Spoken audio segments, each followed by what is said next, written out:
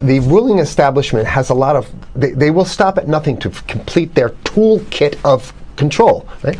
So one of the things that has been missing from the toolkit of total control has been quarantines and curfews, right? Mm-hmm. So now, welcome to the new world in America, where to get on a bus, to go through a subway station, if you think that the procedures at the TSA are onerous, right?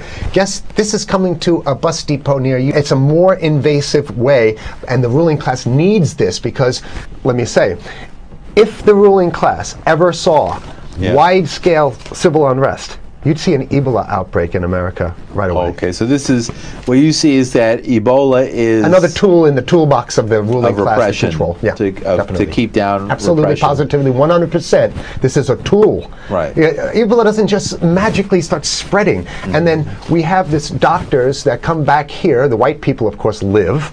Mm-hmm. The two whites who got it survived. All the black people that get it die.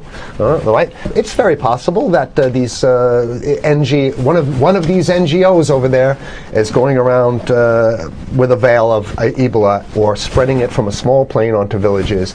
The point is to get hundreds of thousands of people infected with it and create the next phase of control. Now, one of the things I'd like to show to back up my my claims here. Here's a document from the Rockefeller Foundation.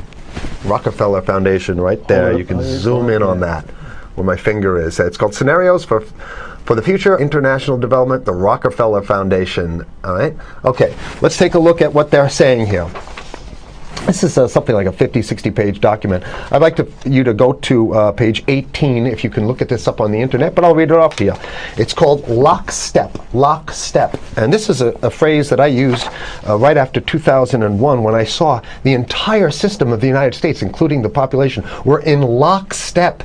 So the Congress went along, and yes, it was Osama bin Laden, and the people waved their flag and said, I hate, hate, hate, hate, and everything was in lockstep. Well, in 2010, they published this, Rockefeller Foundation, and here's what they're saying. They're saying that they call it a scenario. These are scenario narratives, and they speak about it in the past tense. So they put out this scenario, lockstep. A world of tighter, top-down government control and more authoritarian leadership with limited innovation and growing citizen pushback. Okay, I'll read a little bit of it. In 2012, the pandemic that the world had been anticipating for years, nobody was anticipating a pandemic, finally hit. Unlike 2009's H1N1, this new influenza strain originating from wild geese, they use some scenario, but this is Ebola they're talking about. Ahead. Even the most pandemic-prepared nations were quickly overwhelmed when the virus streaked around the world, infecting nearly 20% of the global population and killing 8 million in just 7 months, the majority of them healthy young adults. The pandemic also had a deadly effect on economies. You can see the agenda, just naked, raw, naked control agenda written down, and it's anybody's guess how this becomes effectuated in real life. So whether this is written specifically as marching orders or whether people take it upon themselves in the intelligence networks to say, okay, well, this has been produced, so this is the plan here. But these narratives have to be written in advance because the intelligence agencies don't know how to do these narratives. They need help. So these think tanks, they come up with these like Rand Corporation, Rockefeller Foundation. These are think tanks of death. They're not the think tanks, they're not there to find great ways to help people. Right? Okay, the pandemic also had a deadly effect on economics. International mobility of both people and goods screeched to a halt. Which is what they want. They want a completely isolated world, right? Debilitating industries like tourism and breaking global supply chains. Well, of course they want tourism stopped because they're not in the tourism business. And they want you at home in your house in front of the TV. Then they got you. Because once you watch the TV, they own your soul. Even locally. Wait a second, we're on television. I mean commercial television, let's say. national. Even locally, normally bustling shops and offices sat empty for months. Okay, so I love how they talk about it in the past tense in 2010. Right? The pandemic blanketed the planet, though disproportionate numbers in Africa died. Southeast Asia and Central America, where the virus spread like wildfire. It sounds like the opening monologue of a disaster movie, right? Exactly. Now listen to, here's the good stuff now. But even in developed countries, containment was a challenge. Now here's this one. I love this one. The United States' initial policy of strongly discouraging, in quotation marks, strongly discouraging citizens from flying proved deadly in its leniency. So they're saying, that... No, keep going. Okay, read it. Proved deadly in its leniency. So they should have been tougher, right?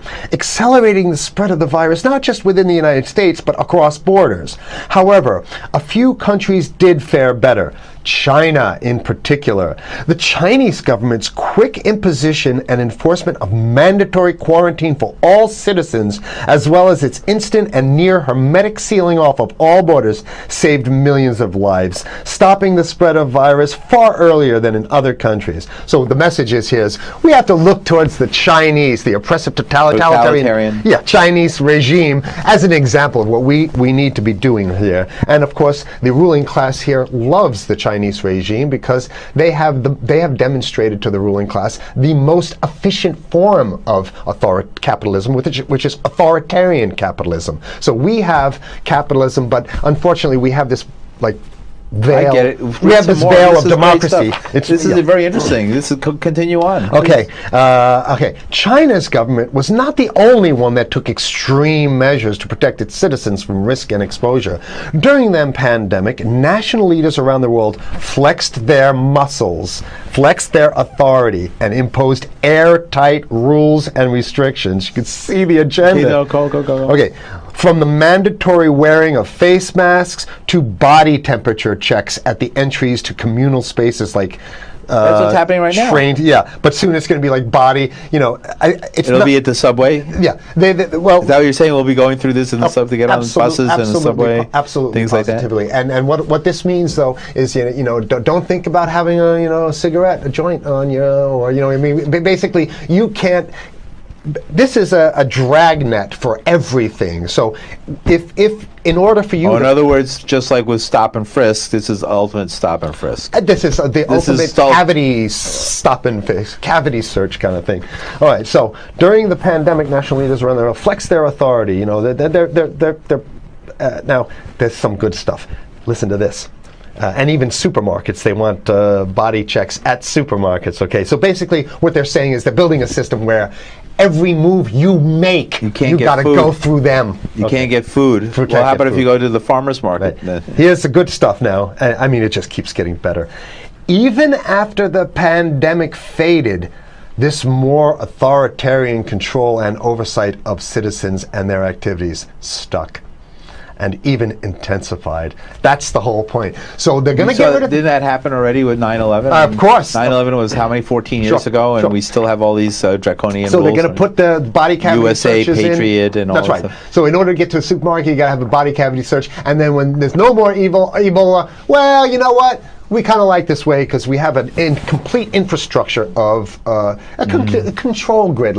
In order to protect themselves from the spread of increasingly global problems, from pandemics and national terrorism to environmental crisis and rising poverty, leaders around the world took a firmer grip on power.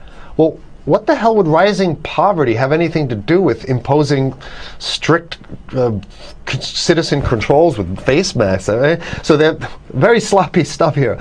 At first, the notion of a more controlled world gained wide acceptance and approval. I'm sorry. Nobody likes this stuff. They're just saying it. No, I have to provide analysis. Only because we only have 5 minutes left, so that's Oh my God, okay. Citizens willingly gave up some of their sovereignty and their privacy to more paternalistic states in exchange for greater safety and stability. I mean, that's just a complete naked contradiction to the famous saying that if you think you're going to give up a little bit of security, if you're going to give up your freedom for security, you're going to get neither. That's the long-standing thing. And here what they're doing is They're not even ashamed or embarrassed to absolutely say the exact opposite. They're saying, yes, we all want to give up our privacy and sovereignty for more stability and security and stability. So you don't get that. When you give it up like that, you get the shaft. Can you show us the cover again of what you were just reading? One more time, and then I have two more documents. Right, this is what we were reading here, and just zoom in a little bit so folks can see it. He'll zoom in, don't worry, you can relax. And scenarios for the future of technology and international development. Okay, now I have two more documents. Keep it zoomed. We have the National Security Memorandum of December 10th, 1974. This is Henry Kissinger's brainchild. The National Security Memorandum number 200. You can look that up on your internet. I'll summarize it. He says that there's too many people, we got to get rid of the population. So to answer your question. Oh, from earlier. Yeah, he says, he used the word depopulation, which is different. Depopulation means killing people that already exist, and it's to get the minerals, because we need the minerals. And here's another one. The CDC has a patent on Ebola. They've patented it. Yeah? Right. So basically, if you want to get a cure for your Ebola, you got to go. It right up here, right? It says human Ebola virus species and compositions and methods thereof, and it's a patent. It's a patent. They patented the main strain plus something like 17 other strains of it. So they own it now, and I don't know how exactly you can own that, but apparently they've done the same thing. Yeah, I didn't think you could own a natural. Yeah, you can. They've, I guess the main thing to finish off this show is this: that they want to get more control, more and it's going to be curfews and quarantines. So what I'm saying is that unless the American people start to get some new way to revolt, a new way to organize, new way to protest, unless we can break through the apathy, because that's what we have here, then it's going to be a slave state here. The ruling class doesn't seem to have too much resistance. They're getting everything on their Christmas shopping list, and they've been wanting quarantines and curfews for a long time. Now they got it. And if you want to live in a world where you're tricked into all this stuff because it's for your safety, right? And if you want to have a probe and make sure you got to check your pockets, make sure you don't have anything incriminating on you before you go out, and when you step out of your house, you want some police there to monitor and see what you're doing. If that's the world you want to live in, be apathetic, don't do anything. You're going to get that world very soon. It's coming your way, definitely. Mm-hmm. Yeah. So what should people do? What's the hope? You have 30 seconds. To wake up, learn about it, and go fight these bastards in Washington. They're easy to beat. If we can just organize, we can beat them. It's simple. They're weak, and there's so few of them.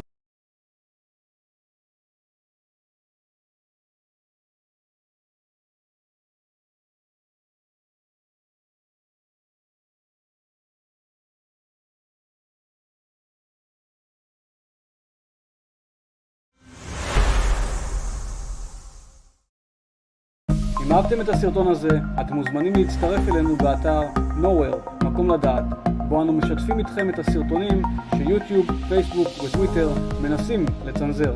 הצטרפו אלינו בטלגרם ותמכו בנו בפטריון, כדי שנוכל להמשיך ולחזק את הערוץ ולשתף את האמת על הבריאות והעתיד של כולנו.